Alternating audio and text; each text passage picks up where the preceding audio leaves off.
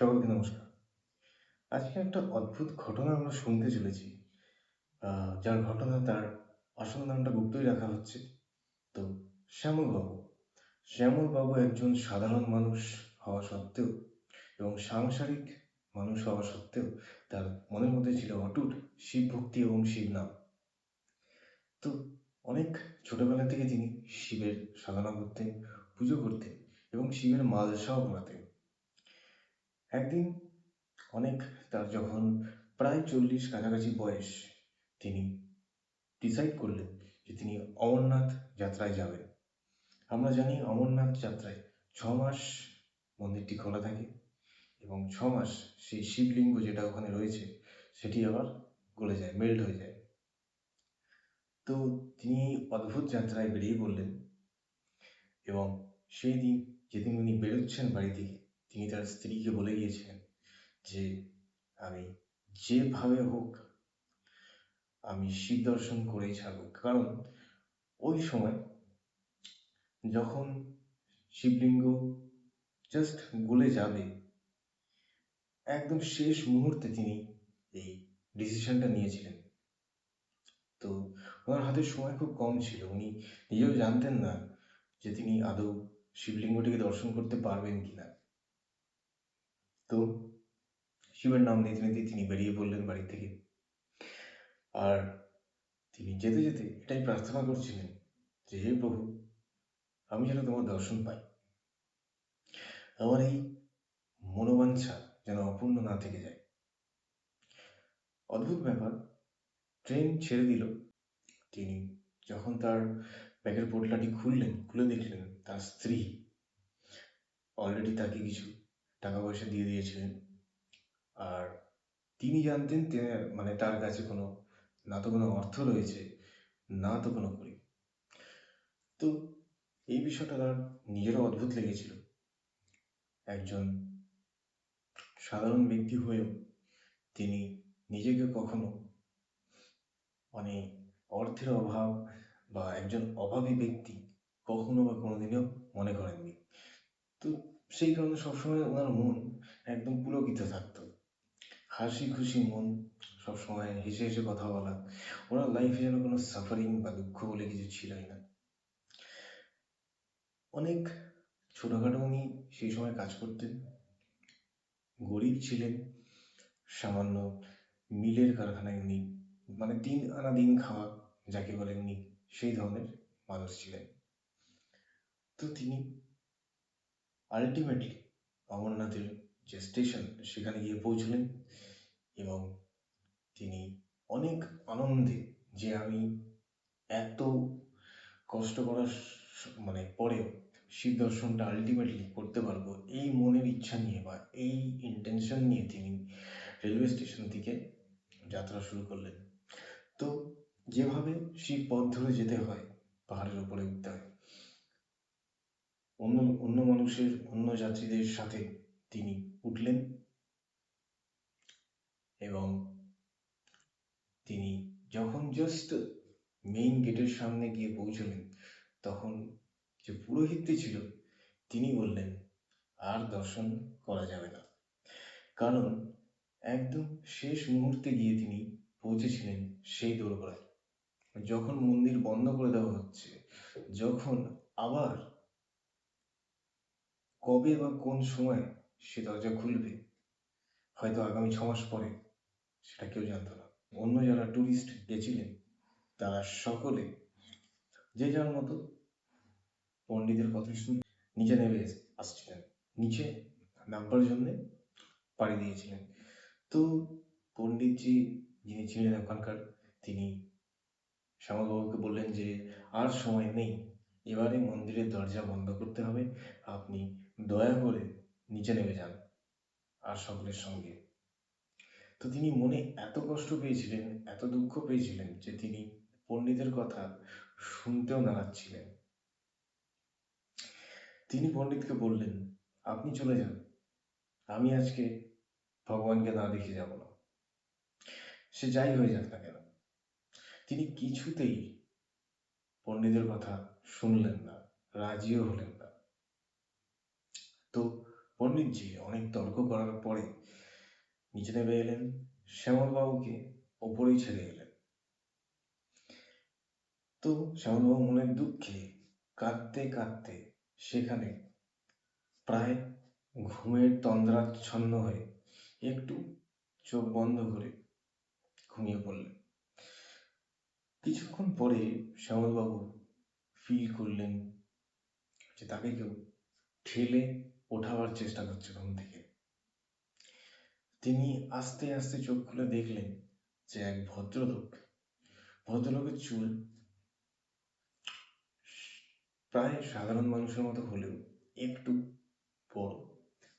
যেমন অনেকে দেখে থাকবেন যে যারা কীর্তন করেন তাদের চুল বড় বড় হয় অনেকে, তো সেই ধরনেরই চুল। এবং সেই লোকটি তাকে ধাক্কা দিয়ে পুশ করে করে তুলছিল। আর শ্যামলবাবু উঠলেন, উঠে বসলেন।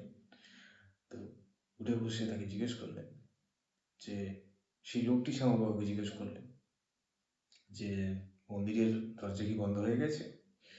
তো শ্যামলবাবু বললেন, হ্যাঁ, পণ্ডিতজি বন্ধ করে নিচে নেমে চলে গেছে। তো সেই লোকটি তারপরে শ্যামলবাবুকে বললেন, আমিও তো দর্শন করতে এসেছিলাম, কিন্তু আমারও বোধ হয় আর ভগবানকে দেখা হলো না। তো তারপরে শ্যামলবাবু আর উনি, ওই ব্যক্তিটি, ওই ভদ্রলোকটি, দুজনে মিলে বসে অপেক্ষা করতে লাগলেন যে কখন সেই দরজা খুলবে আবার। এবং দুজনে মিলে গল্প করতে করতে শ্যামলবাবুর খিদে পেল এবং তিনি সেই ভদ্রলোকটিকে বললেন, আমার খিদে পাচ্ছে, এখানে তো খাবার দাবার নেই এই মুহূর্তে, তো কি হবে? আবার নিচে যেতে হবে খাবার কিনে, তাদেরকে ফিরতে হবে। তো সেই ভদ্রলোকটি বলল, আপনি একটু বসুন, আমার কাছে কিছু ছোটো ছোটো ছোলা আছে, তো সেটা আপনি খান, আপনার খিদে চলে যাবে। তো তিনি সেই ছোলাটি শ্যামলবাবুকে দিলেন। তিনি সেটা খেতেই তার খিদে চলে গেল। এবং দুজনে মিলে তারপরে গল্প করতে করতে ওই ভদ্রলোকটি তার পোটলা থেকে, তার কাছে একটা কাপড়ের ব্যাগ ছিল, তো সেই পোটলার থেকে তিনি বার করলেন বড় পাশা খেলার সামগ্রী। তো দুজনে মিলে একদম আনন্দ সহকারে পাশা খেলতে শুরু করলেন। পাশা খেলতে খেলতে যে কত সময় কেটে গেল সেটা দুজনেরই কোনো হুঁশ ছিল না। তারপরে ভদ্রলোকটি বললেন যে, অনেক তো পাশা খেলা হলো, এবারে চলুন একটু জিরিয়ে নেওয়া যাক। তো দুজনে মিলে গল্প করতে করতে করতে শ্যামলবাবুর একটু তন্দ্রা মতো এলো। তিনি আবার একটু ঝিমোনোর মতো ভাব করে একটু জাস্ট শরীরটাকে একটু হিলিয়ে বিশ্রাম নিতে গেলেন। তো তারপরে ওই ভদ্রলোকটি বলল, আমি এবারে একটু আসছি নিচে, দেখি কাউকে যদি দেখতে পাই তাহলে একটু বড় খাবারের ব্যবস্থা করা যাবে। তো তিনি সেটা করে বেরিয়ে পড়লেন। শ্যামলবাবু একটু জিরোচ্ছেন হেলান দিয়ে বসে। তো কিছুক্ষণ পরে উনি হঠাৎ লক্ষ্য করলেন যে সেই পণ্ডিতজি, যে ওই দোরগোড়া দোরের দরজাটা বন্ধ করে নিচে নেমে গেছিলেন, তিনি উঠে আসছেন। তো পণ্ডিতজি শ্যামলবাবুকে দেখে যেন ভূত দেখেছেন এমনভাবে চমকে উঠলেন, আঁতকে উঠলেন। ছি, আপনি এখানে? আপনাকে তো আমি দরজা বন্ধ করার সময় আপনাকে এখানে দেখেছিলাম, আপনাকে বলেছিলাম আপনি নিচে নেমে যান, এখানে থাকবেন না, আপনি কি এলেন কখন? পণ্ডিতরা নিয়ম হচ্ছে আগে দরজা খুলবে, তারপরে মানুষ যারা দেখতে যান তারা যাবেন, এটা নিয়ম। তো শ্যামলবাবুকে ওখানে আগে দেখে উনি বললেন, আপনি কি করে এলেন এখানে? আপনি কি লুকিয়ে লুকিয়ে এসেছেন? তো শ্যামলবাবু বললেন, শ্যামলবাবু তখন হাসছেন, হেসে বলছেন, আমি তো এখানেই বসে অপেক্ষা করছিলাম, আপনি কখন আসবেন আর দরজাটা খুলে দেবেন, আর আমি তারপর বাবাকে দর্শন করব। তো তিনি শ্যামলবাবুর কথা শুনে কিছু বললেন না। উনি একটু অবাক হয়ে বললেন যে, আপনি এখানে, সেই আমি দরজা বন্ধ করে গেছিলাম, আপনি সেই থেকে এখানে অপেক্ষা করছেন? শ্যামলবাবু বললেন, হ্যাঁ, আমার সাথে এক ভদ্রলোক আছে, যিনি আমারই মতন দর্শন করবে বলে এসেছিলেন, তিনি একটু এখন খাবার নিতে গেলেন, তিনি আমার সাথে ছিলেন, গল্প করছিলেন, আমরা বসে অপেক্ষা করলাম এখানে, আমরা পাশাও খেললাম। তো পণ্ডিতজি কিছু না বলেই দরজা খুলে শ্যামলবাবুকে বললেন, আপনি আসুন, ভেতরে আসুন। শ্যামলবাবু ভেতরে ঢুকলেন এবং মন্দিরের মেইন যে মন্দিরের যেখানে ওই বরফের শিবলিঙ্গটি রয়েছে সেখানে নিয়ে গেলেন ওনাকে। তো শ্যামলবাবু সেখানে যেতেই সেই ভদ্রলোকটিকে দাঁড়িয়ে থাকতে দেখলেন, যে তিনি একদম শিবলিঙ্গের সামনে দাঁড়িয়ে আছেন। তো পণ্ডিতজিকে তিনি তখন বললেন, ওই তো ওই লোকটি আমার সাথে ছিল এতদিন, মানে এত সময় ধরে আর কি। পণ্ডিতজি কাউকে দেখতে পাননি।